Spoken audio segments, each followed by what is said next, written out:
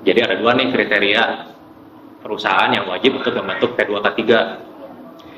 Yang pertama adalah perusahaan yang memiliki atau memperkerjakan 100 pekerja atau lebih. Nah, kalau boleh tahu, perusahaan ibu memperkerjakan berapa pekerja ya? Untuk saat ini ada sekitar 100 pekerja yang ada di perusahaan kami. Kalau begitu kriteria pertama terpenuhi ya. Adapun di kriteria kedua itu perusahaan yang memiliki karyawan kurang dari 100 orang tetapi memiliki risiko yang besar terhadap kecelakaan kerja, itu juga wajib untuk membentuk P2K3. Kalau dilihat dari penjelasan ibu di awal, sepertinya perusahaan ibu memiliki risiko kecelakaan kerja yang besar ya, karena bergerak di bidang pengisian tabung LPG. Oleh karena itu, perusahaan ibu sudah jelas memenuhi kriteria untuk membentuk P2K3.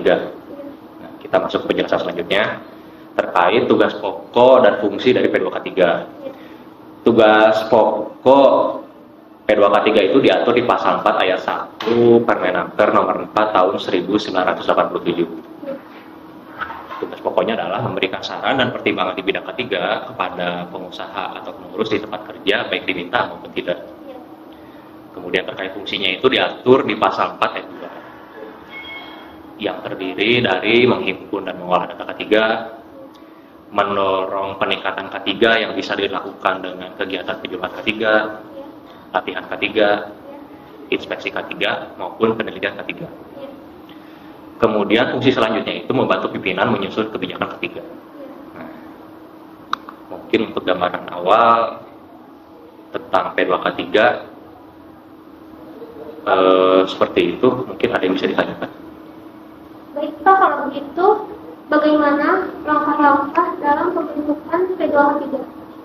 Nah, sebagai langkah awal, perusahaan bisa secara internal untuk membentuk struktur organisasi P2K3, dimulai dari menunjuk ketua P2K3 yang bisa diisi oleh pimpinan perusahaan, bisa juga diisi oleh pekerja lain yang ditunjuk oleh perusahaan.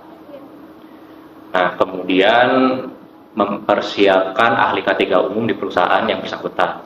Nah, ini akan dijelaskan oleh petugas kami yang lain di sesi yang terpisah ya. Nah, kemudian langkah selanjutnya dari perusahaan itu bisa mempersiapkan personel yang akan menjadi anggota P2K3. Itu disesuaikan dengan kebutuhan perusahaan ya. Kemudian langkah selanjutnya adalah membuat struktur organisasi P2K3, membagi tugas dan tanggung jawab P2K3, membuat program yang akan dilakukan untuk penerapan P2K3, dan yang terpenting menerapkan K3 di perusahaan. Nah, terkait pengesahan P2K3-nya itu, Bu Risa selaku perwakilan perusahaan bisa membuat permohonan tertulis kepada kami yang ditujukan kepada Kepala UPTB Wasnaker Wilayah 5 untuk diberi surat pengesahan. Dan ketika surat itu telah keluar, jangan lupa nanti perusahaan secara internal untuk melakukan pengesahan organisasi. Nah, jangan lupa juga nanti kegiatan-kegiatan yang diamanatkan oleh Permenaker 4 tahun 1987 dilaksanakan, dan juga melaksanakan rapat berkala. Nah, jangan lupa juga nanti selama 3 bulan ke depan lakukan laporan pertama kepada kami, dan lakukan juga laporan secara simultan setiap 3 bulan terkait kegiatan-kegiatan P2K3 beserta hasil rapat P2K3.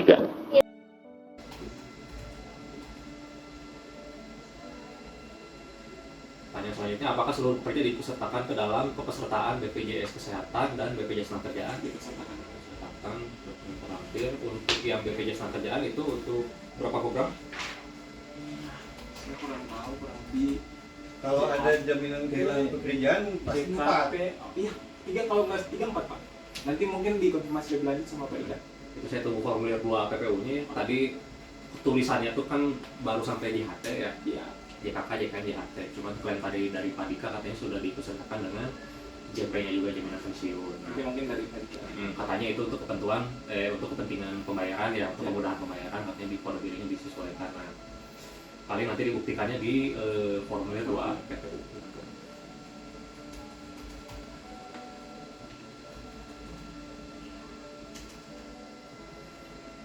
selanjutnya, apakah perusahaan sudah melaksanakan pelaporan ketenagakerjaan melalui LKP online? Mungkin nanti dikonfirmasi lebih lanjut sama Pak Ida.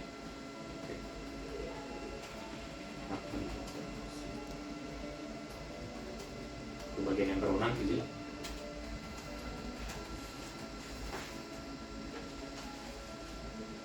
Tanya selanjutnya, apakah benar Saudara Akbar Pranoto Wibowo dan Diki Septiana Sulistianto pernah bekerja di perusahaan? Iya, benar.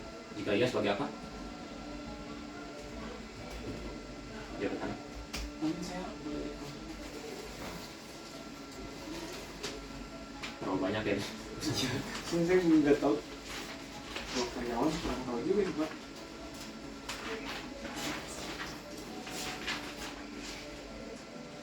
Kalau Akbar SPV Direct Sales, Seperti Diki Sama direct sales.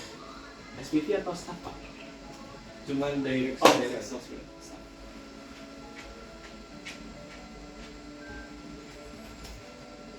Nah, ketika Jejak Solusi Indonesia merekrut SDM, lalu dia melakukan pekerjaan atas perintah siapa?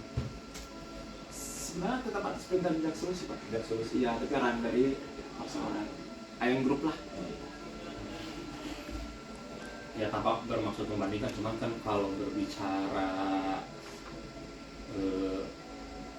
melihat praktek di outsourcing kan yang menjalankan perintahnya tuh dari user kan ya, Iya. biasanya beberapa gitu. Cuman posisi di sini kan ini masih satu grup kan ya, Satu grup juga jadi tetap arahnya masih dalam satu grup grup, juga. bukan satu apa Kontak bisa ya. masing-masing. Pertama saudara, apa status hubungan kerja mereka? Kalau itu Pada kesempatan kali ini izin saya menyampaikan laporan kejadian terkait perusahaan yang memang telah dilaksanakan pemeriksaan norma ketenagakerjaan berkala oleh tim kami pada PTA. Lebih tepatnya dilaksanakan pada tanggal 30 Mei 2026, yang mana betul di sana ditemukan pelanggaran norma ketenagakerjaan, di antaranya norma wajib lapor ketenagakerjaan.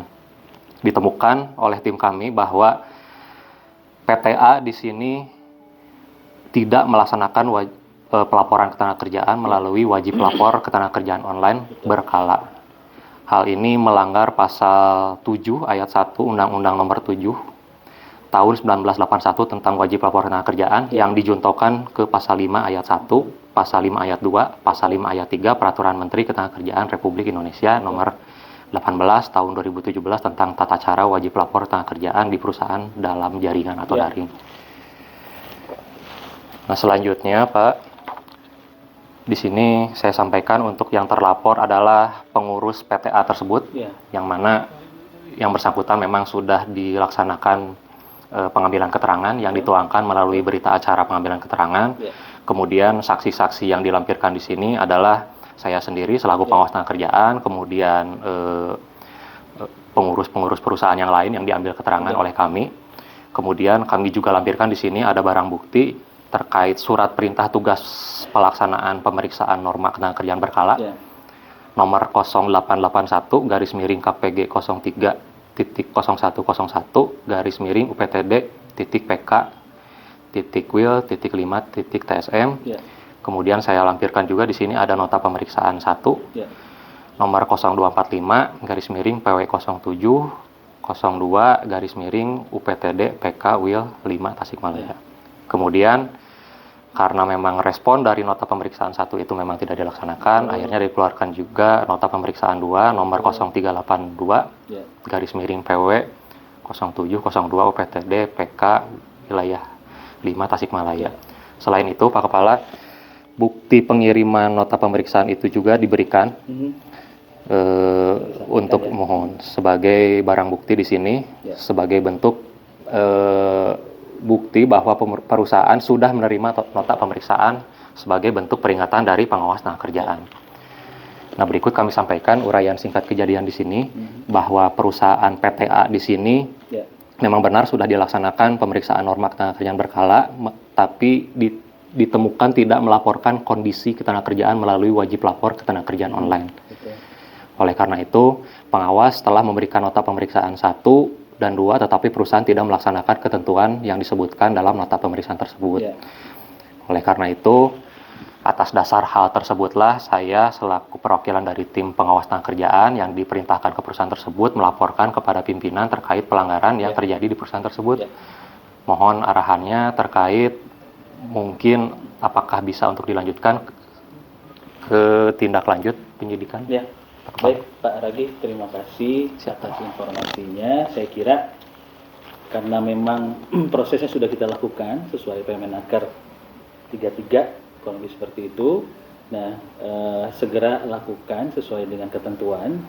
Dan yang terpenting adalah ini adalah bagian dari pembinaan kita kepada perusahaan. Betul. Seperti itu, bahwa pada saat ada pelanggaran itu memang harus ada konsekuensi. Agar apa? Agar tidak dilakukan oleh perusahaan-perusahaan lainnya, lebih seperti itu. Dan juga saya kira wajib lapor tenaga kerjaan ini sangat penting bagi kita untuk bisa melihat profil dari sebuah perusahaan lah, lebih seperti itu.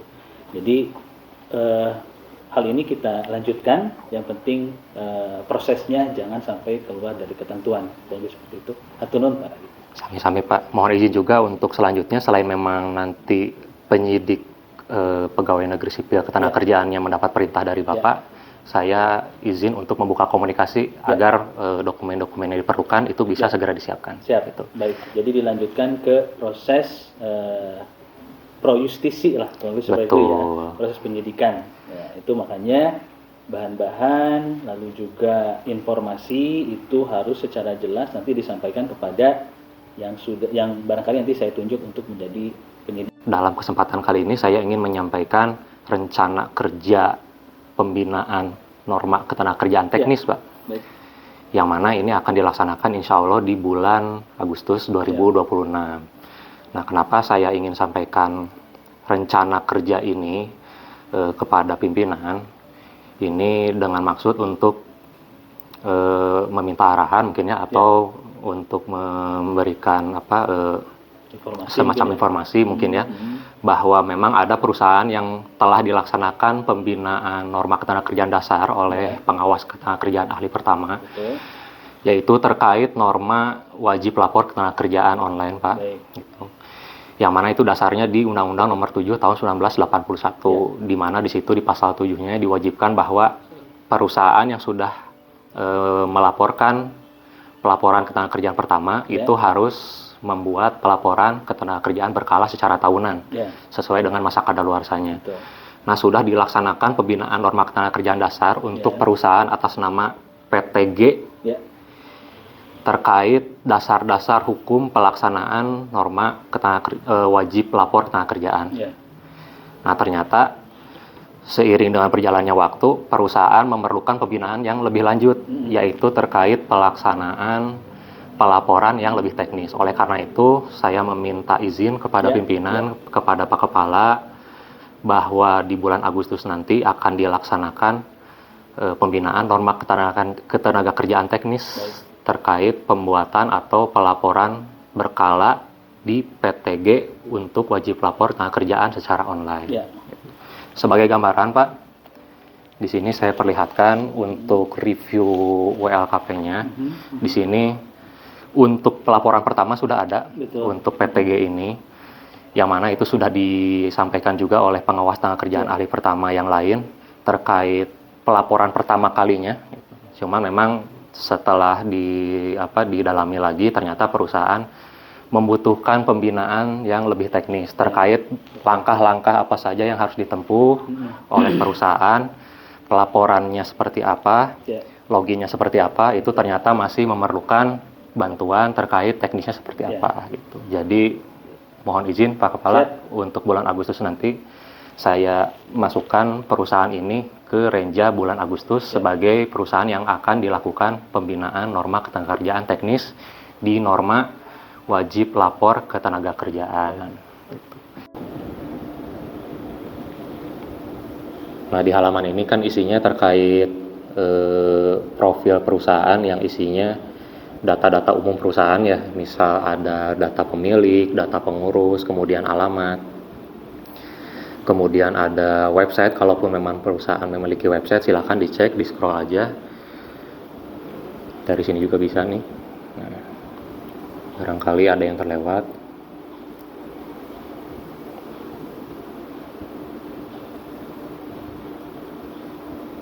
Nah, apakah sudah lengkap Pak untuk data-datanya? Sudah lengkap. Sudah ya, kita lanjut ke halaman selanjutnya.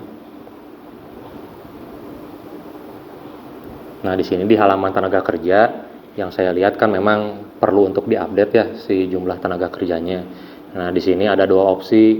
Opsi pertama memang untuk penambahan atau penginputan tenaga kerja itu bisa melalui pelaporan manual atau bisa melalui template Excel yang ada di sini.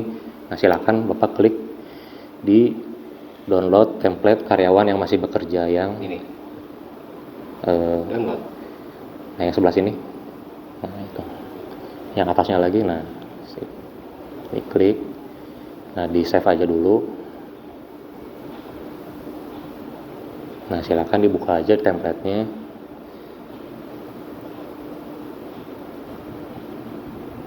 Nah, di sini Bapak bisa lihat ya ada tabel kosong. Saya bantu coba arahkan bahwa di sini ada kolom-kolom yang perlu perusahaan untuk diinput. Di antaranya nomor KTP NIK, di sini NIK setiap pekerja yang ada di perusahaan, nama lengkap, jenis kelamin, tanggal lahir, kode jabatan. Nah, mungkin yang jadi pertanyaan di perusahaan kan seperti apa penginputanannya ya. Nah, untuk nama lengkap dan NIK itu sesuaikan saja dengan data yang ada di KTP masing-masing. Kemudian untuk jenis kelamin, hati-hati di sini tidak boleh diinput manual. Di sini ada kolom tertentu, misal laki-laki, perempuan. Nah, diklik langsung aja, jangan diklik manual. Kemudian tanggal lahir sesuaikan dengan format yang diminta si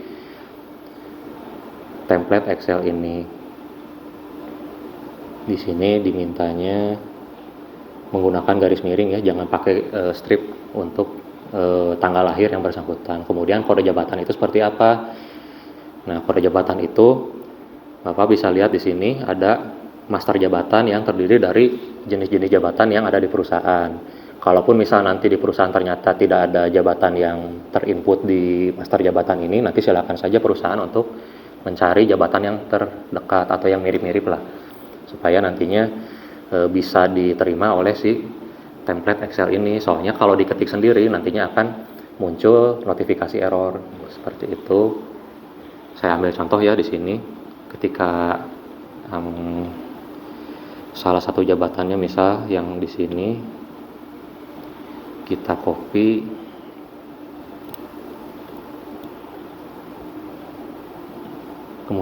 kemudian di paste di sini.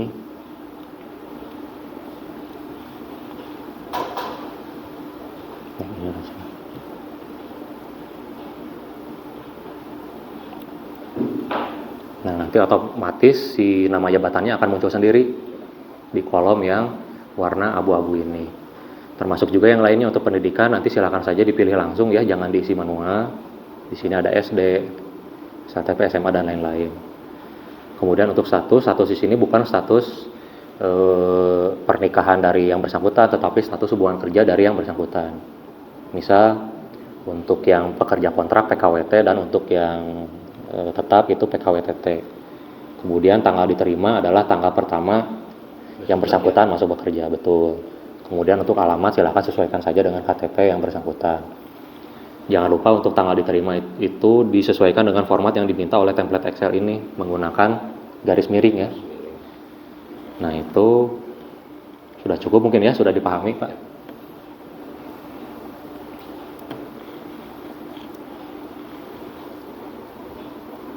Nah, untuk yang selanjutnya mungkin yang lainnya sudah terisi ya Pak ya? Ya.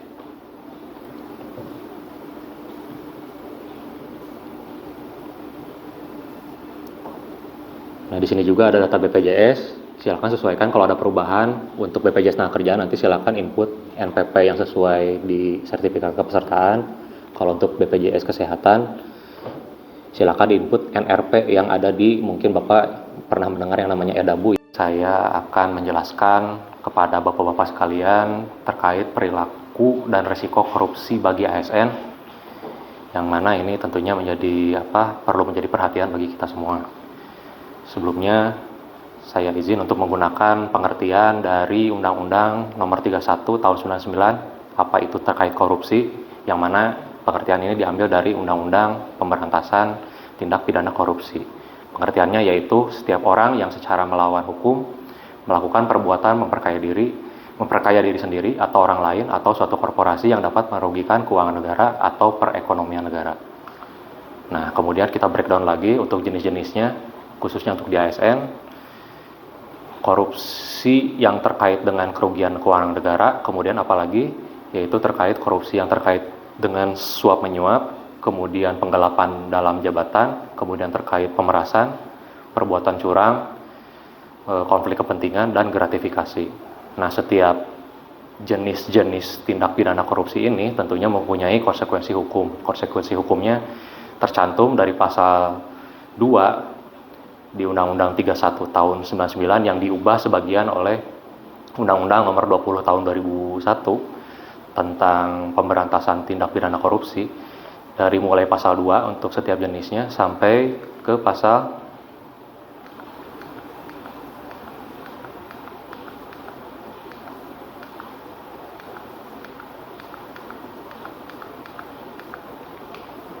13.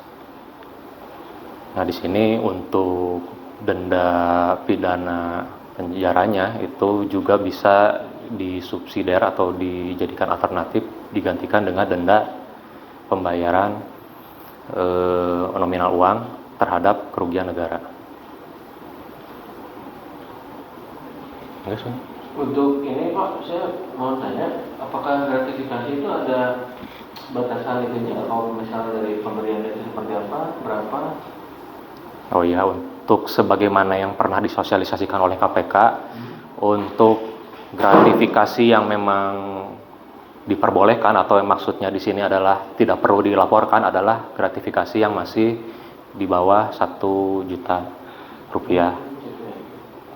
Seperti itu. Jadi memang untuk gratifikasi itu sendiri baiknya memang untuk dilaporkan kepada KPK melalui website tertentu ya, website yang sudah disediakan, sehingga bisa didata dan untuk menghindari hal-hal yang tidak diinginkan. Jadi setiap sesuatu yang memang menjadi penerimaan dari setiap ASN itu bisa dilihat transparansinya. Kalau untuk ini Pak, kalau misalnya saya menjadi panitia berjas nih, nah jadi kalau misalnya ada saudara saya mau masukin saya titip itu gimana, itu boleh nggak ya? Nah, itu seperti yang tadi saya sempat perlihatkan ya, atau yang saya jelaskan, itu masuk ke jenis tindak pidana korupsi konflik kepentingan. Betul. Jadi di sini juga kan tercantum ya untuk pidananya bahwa sebetulnya konflik kepentingan itu memang sangat bias ya, sangat sulit untuk membedakan batas-batasnya, tetapi sebisa mungkin kita sebagai ASN yang berintegritas membatasi diri dari hal-hal yang memang beresiko bagi kita, apalagi konflik kepentingan yang bersinggungan dengan keluarga, dengan teman, apalagi dengan rekanan langsung, apalagi itu sudah sangat jelas. Jadi kita sebagai ASN sebaiknya menghindari hal tersebut untuk menghindari hal-hal yang tidak diinginkan. Oke, mungkin cukup sekian ya. Terima kasih Pak terkait pemaparan dan korupsi ini. Ini sangat berguna sekali bagi saya sebagai pegawai negeri. Jadi bahan untuk evaluasi juga untuk diri saya sendiri juga Pak. Baik. Terima kasih. Sama-sama. Ini juga menjadi pelajaran bagi kita semua ya, bukan hanya untuk bapak-bapak sekalian, tapi untuk diri saya sendiri, bahwa korupsi ini mempunyai daya yang rusak. Atau maksud saya daya rusak yang sangat membahayakan terhadap diri, keluarga, institusi, bangsa, dan negara. Jadi sebagai ASN yang berintegritas kita harus menghindari hal tersebut. Mungkin sekian, terima kasih atas perhatiannya. Saya cukupkan. Wassalamualaikum warahmatullahi wabarakatuh.